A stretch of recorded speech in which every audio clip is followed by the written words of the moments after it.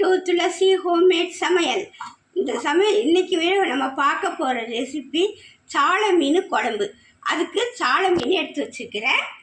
அரைக்கிறதுக்கு ஒரு 8 காஞ்ச மிளகாய், ஒரு 2 ஸ்பூனு தனியா, கொஞ்சம் மிளகு எடுத்து இதை நல்லா வறுக்கணும்.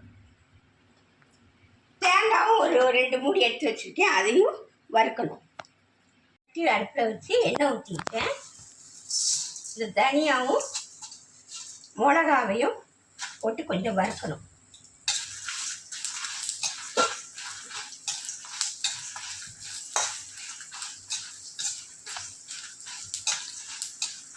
இப்போ எடுத்து வச்ச தேங்காயும் போட்டு எல்லாத்தையும் நல்ல செவக்க வறுக்கணும்.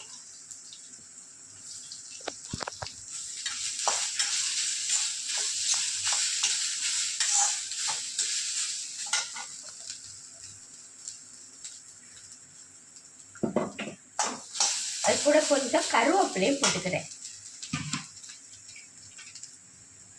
கருவேப்பிலை போட்டால் நல்லா இருக்கும். பசங்க எடுத்து வெளியே வைக்க மாட்டாங்க, நம்ம வயிற்றுக்குள்ளே அது சேரும்.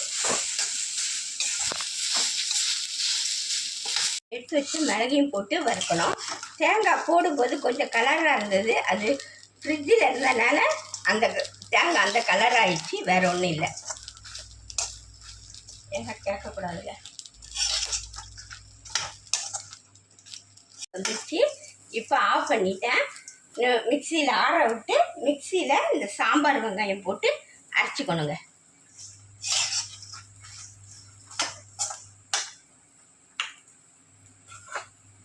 பாருங்க, ஒரு லெமன் சைஸ் புளி எடுத்து நல்லா கரைச்சி வச்சுருக்கேன். அதை எடுத்து வடிகட்டி இது குழம்புல ஊற்றிடலாம்.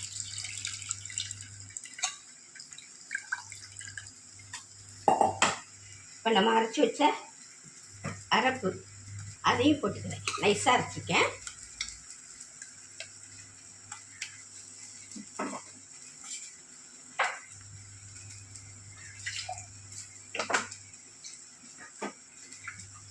மிக்ஸி கழுவின தண்ணியெல்லாம் ஊற்றிக்கிறேன். அதுக்கு தேவையான உப்பு போட்டுக்கிறேன்.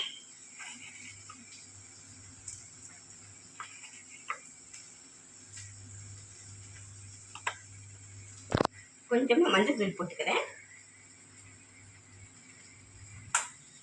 கொஞ்சம் மஞ்சள் தூள் போட்டேன். போட்டு நல்லா கை வச்சு நல்லா பெசணும்.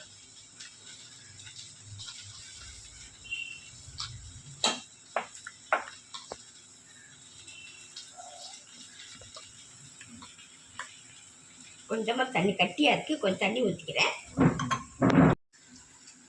எடுத்து அடுத்து வச்சுருங்க. நல்லா கொதிச்சு கொஞ்சம் வத்தி வரட்டும்.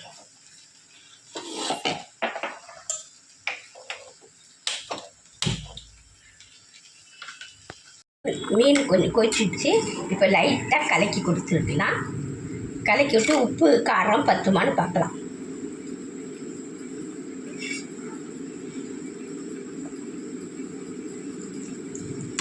கொஞ்சம் உப்பு கம்மியாக இருக்குது, உப்பு மட்டும் போட்டுக்கிறேன்.